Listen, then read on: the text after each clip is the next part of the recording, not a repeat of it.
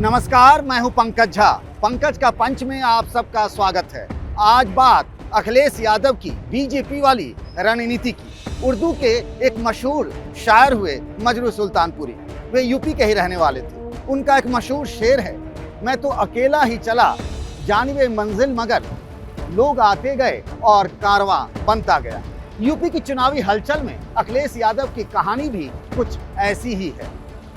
वो बीजेपी को रोकने के लिए चले तो थे जानिबे कुर्सी की तरफ अकेले ही, मगर जैसे जैसे चुनाव करीब आता जा रहा है उनका कारवां बनता जा रहा है।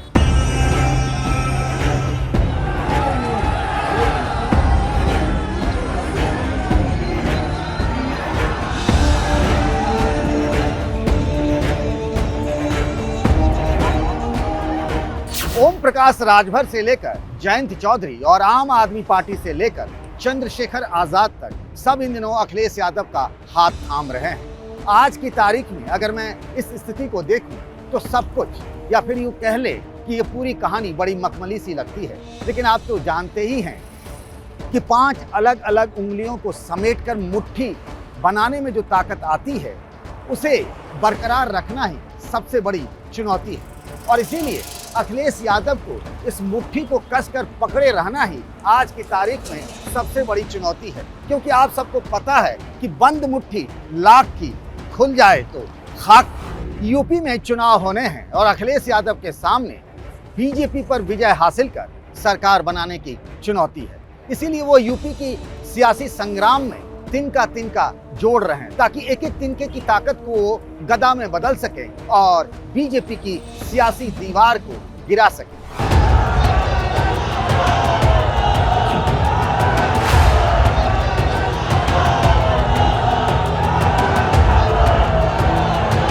राजभर से लेकर जयंत चौधरी तक और आम आदमी पार्टी से लेकर आजाद समाज पार्टी तक सब अखिलेश यादव के साथ जुड़ चुके हैं। और आने वाले दिनों में न जाने और कौन कौन उनसे जुड़ जाए। लेकिन मैं यहाँ से आगे की सियासत देख रहा हूँ। अभी तो सब कुछ गुडी गुडी सा दिख रहा है, लेकिन क्या पता कल क्या हो जाए। आज जो फौज बढ़ रही है, क्या अखिलेश यादव उसे एक रख पाएंगे? क्या वो अपनी टीम को एकजुट रख पाएंगे, या फिर सही मौके पर उन्हीं के टीम के खिलाड़ी विरोधी पार्टी के साथ मिलकर चौका तो नहीं मार देंगे? चुनाव विशुद्ध रूप से वोटों का गणित होता है, जिसका भी पलड़ा वोटों के हिसाब से भारी होता है, सत्ता उसी को मिलती है। और ये बड़ा सीधा सा फार्मूला है। माना जाता है कि यूपी के चुनाव में हार जीत जातियों के हिसाब किताब से ही तय होती है। और इसी हिसाब को ठीक करने के फेर में अखिलेश यादव अपना परिवार बढ़ाए जा रहे हैं। अब इस परिवार में जैसे जैसे चुनाव नजदीक आ रहे हैं, लोग जुड़ते जा रहे हैं। अब ये गिनती कहाँ जाकर रुकेगी ये तो वही जाने। लेकिन अखिलेश यादव को लगता है कि उनकी ये राजनीति यूपी में सत्ता परिवर्तन कर देगी। उन्हें ये भी लगता है कि 2022 में उनकी बाइसिकल इसी हिसाब से सत्ता तक पहुंच जाएगी। पंकज का पंच में आज चर्चा उनके इसी मास्टर प्लान की। क्या ये प्लान ही रह जाएगा, या फिर यूपी में सत्ता परिवर्तन का उनका सपना पूरा हो जाएगा? भरोसा दिलाते हैं, उम्मीद से ज्यादा राहत देने का काम समाजवादी लोग करेंगे। अखिलेश यादव ने अभी तक किसी भी सहयोगी दल के साथ सीटों के बंटवारे का ऐलान नहीं किया है। सिर्फ आरएलडी के साथ 36 सीटों पर सहमति बन जाने की बात सामने आई है। समाजवादी पार्टी के सहयोगी दल अपना प्रोग्राम करते हैं, रैलियां करते हैं और उसमें अखिलेश यादव को चीफ गेस्ट बनाकर बुलाया जाता है। जैसे आज वे ओम प्रकाश राजभर के साथ मंच शेयर कर रहे हैं। कुल मिलाकर यूपी में ऐसी हवा बनाने की है कि अखिलेश ही आ रहे हैं। अखिलेश के गठबंधन वाले मास्टर प्लान को यूपी के नक्शे से आप समझ सकते हैं। शुरुआत गाजियाबाद, नोएडा के इलाके से करते हैं। यहाँ पर अरविंद केजरीवाल की पार्टी आपसे हाथ मिलाने की तैयारी में है। फिर पश्चिमी यूपी में जयंत चौधरी के आरएलडी से गठबंधन हो चुका है। इसी इलाके में चंद्रशेखर रावण के आजाद समाज पार्टी से चुनावी समझौते की बातचीत जारी है। इससे आगे बढ़े तो बदायूं से लेकर इटावा तक के इलाके में केशव देव मौर्य से उनका गठबंधन है। प्रयागराज से मिर्जापुर तक कृष्णा पटेल की पार्टी तो बहराइच और गोंडा के लिए सावित्रीबाई फुले की पार्टी से समझौता होने की उम्मीद है। वाराणसी और चंदौली के लिए संजय चौहान की पार्टी से गठबंधन हो चुका है।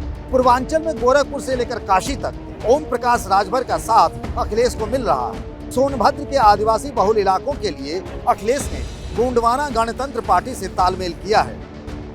आप माने या फिर ना माने, लेकिन ये बात 16 आने सच मानी जाती है कि यूपी के चुनाव में सबसे बड़ा फैक्टर होता है जाति बिरादरी। इसीलिए अखिलेश यादव अपने लिए जातियों का सबसे बड़ा समूह बनाना चाहते हैं। वो जातियों को जोड़ कर अपने लिए समाजवादी पार्टी का विजय फार्मूला तैयार कर रहे हैं। ये बात भी सच है कि समाजवादी पार्टी में गैर यादव पिछड़े और दलित नेता उभर नहीं पाए। उनके पास अपना कोई ऐसा चेहरा नहीं है इस समूह से जो अपने दम पर अपनी जाति बिरादरी का वोट ले सके।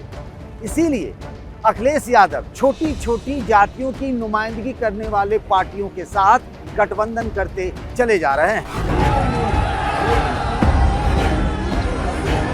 अब अखिलेश का गठबंधन वाला परिवार इतना बड़ा हो गया है कि उसे साथ रखना भी बड़ा चैलेंज है। सीटों का बंटवारा सबसे बड़ी चुनौती हो सकती है। आज सब साथ हैं, कल क्या होगा इसकी कोई गारंटी नहीं है। आरएलडी को छोड़कर सभी पार्टियों के बड़े बड़े दावे हैं। किसी को 50 तो किसी को 100 सीटें चाहिए।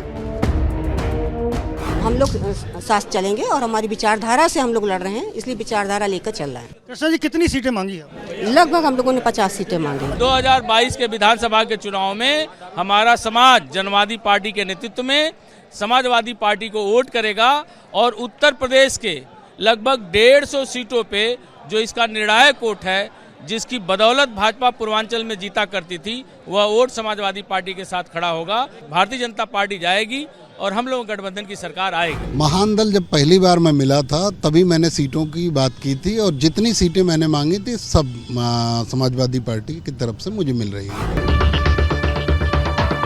यूपी में विधानसभा की कुल 403 सीटें हैं। अब अखिलेश यादव अपने 10 सहयोगी पार्टियों को कहां से उनके मन मुताबिक सीटें दे देंगे, इसमें कई खतरे हैं।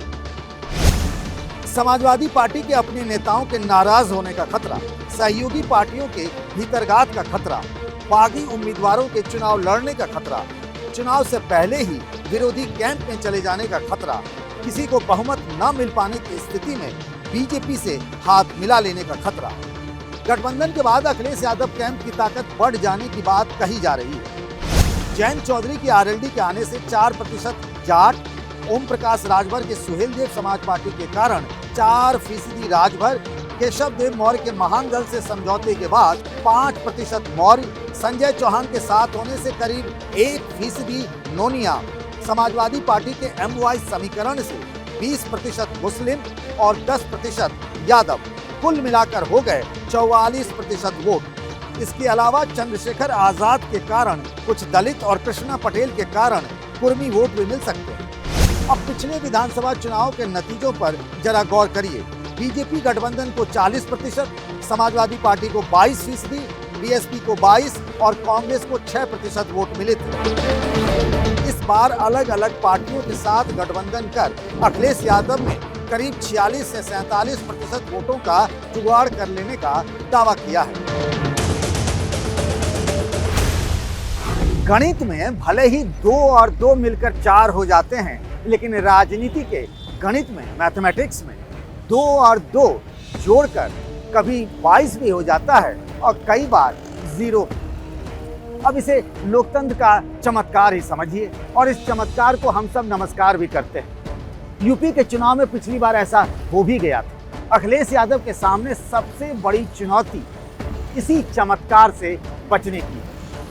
उनके पास दूसरी बड़ी चुनौती एक्शन के रिएक्शन को रोकने की भी, क्योंकि क्या होता है कि कई बार चुनाव में किसी बड़ी या दबंग जाति के खिलाफ छोटी जातियां मिलकर गोलबंद हो जाती हैं। पिछले चुनाव में ऐसा ही हुआ था। अगर इन स्पीड ब्रेकरों से अखिलेश यादव की साइकिल बच निकली तो फिर उनके जीत का सपना इस बार पूरा हो सकता है। पंकज का पंच भी आज के लिए बस इतना ही। अगले हफ्ते आप सबसे फिर मुलाकात होगी। तब तक के लिए नमस्कार।